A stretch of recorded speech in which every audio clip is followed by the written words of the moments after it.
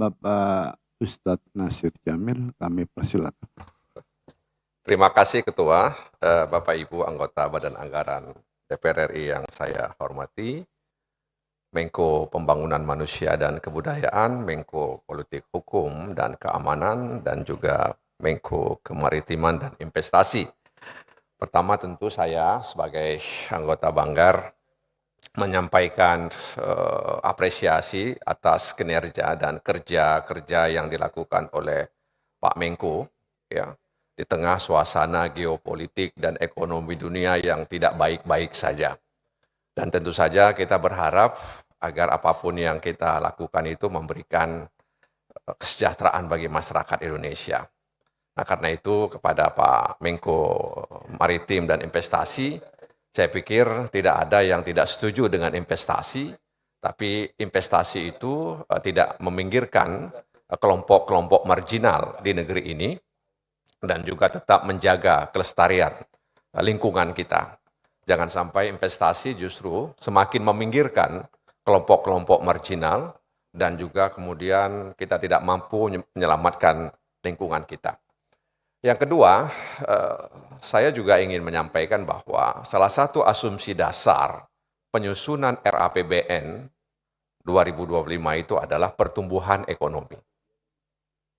Dan untuk mewujudkan atau menciptakan pertumbuhan ekonomi itu bukan pekerjaan yang gampang. Ya, banyak keterbatasan kapasitas sehingga membuat upaya melonjak pertumbuhan ekonomi itu tidak bisa kita lakukan dengan cepat. Oleh karena itu memang ekonomi ini tidak sama seperti prajurit ya, yang langsung bergerak ketika ada perintah dari komandannya. Banyak keterbatasan ya, kapasitas yang justru berada di luar kendali pemerintah. Nah, karena itu harapan kita tadi disinggung oleh sejumlah anggota bahwa ini adalah APBN transisi. Dan kita harapkan ya APBN transisi ini memberikan satu peluang besar, terutama terkait dengan pertumbuhan ekonomi. Nah, karena itu para menteri, koordinator diharapkan bisa ya mengatasi kendala-kendala keterbatasan kapasitas di luar kendali pemerintah. 2 pekan lalu lebih kurang, itu Presiden terpilih di Qatar Economic Forum punya keinginan besar bahwa Indonesia akan mencapai pada angka 8%. Dan itu bukan pekerjaan yang mudah dan itu tanggung jawab kita semua untuk menghadirkan itu.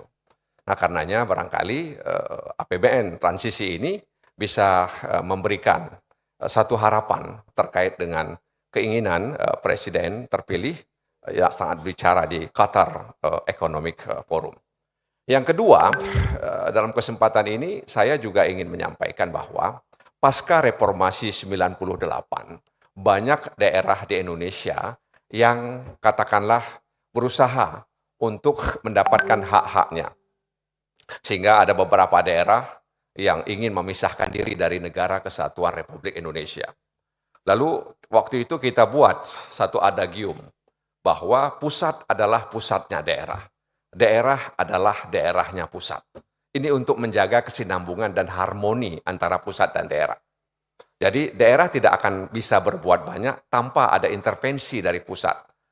Pusat juga tidak bisa disebut pusat kalau tidak ada daerah. Jadi pusat adalah pusatnya daerah, daerah adalah daerahnya pusat. Itu diharapkan agar pembangunan bisa seiring antara pusat dan daerah. Tapi dalam kenyataannya Pak Menko yang saya hormati, ya daerah masih tertinggal. Tadi Pak Menko PMK menyebutkan ya daerah-daerah miskin. Sudah lebih dari 70 tahun kita merdeka, kita masih disuguhkan dengan angka-angka itu. Ya tentu saja ini bukan hal yang mudah untuk kita atasi soal kemiskinan.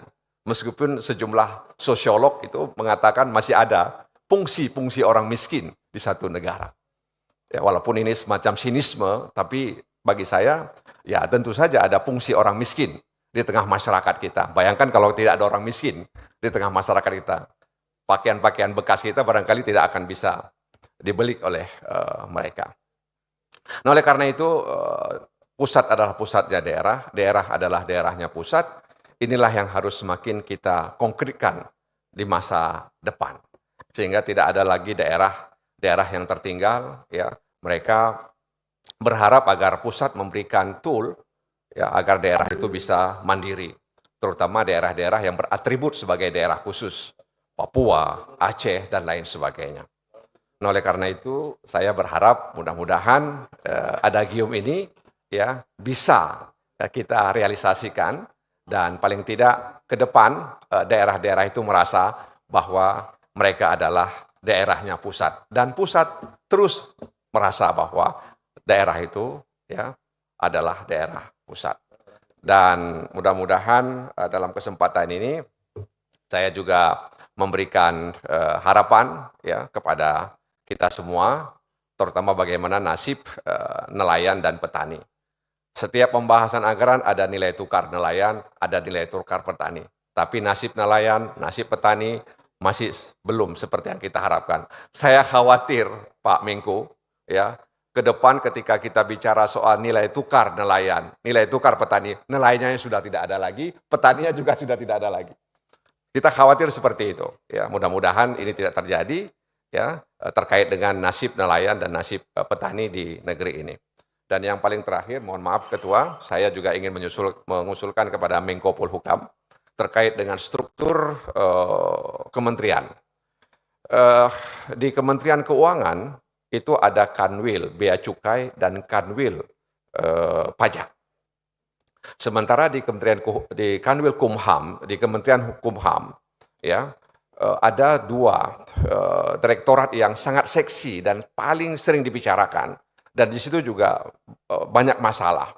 Masalah dalam arti sering terjadi potensi-potensi masalah di tengah masyarakat, yaitu imigrasi dan pemasyarakatan.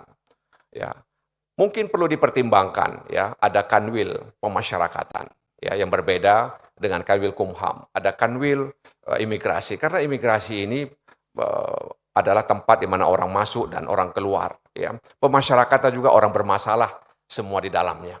Nah, oleh karena itu perlu dipikirkan ya agar adanya seperti itu. Jadi kalau Kementerian Keuangan punya kanwil pajak, ya ada kanwil bea cukai, kenapa kemudian kita tidak memikirkan itu agar masalah-masalah keimigrasian, ya terutama bagaimana mengawasi orang asing.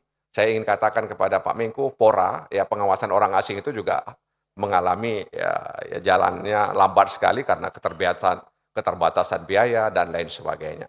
Dan yang paling terakhir saya juga ingin sampaikan kepada Menko Polhukam soal nasib pengungsi Rohingya yang ada di Aceh sana.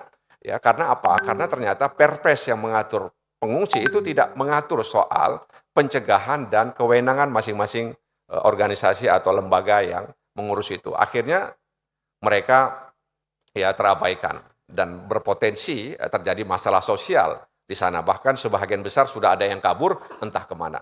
Demikian mudah-mudahan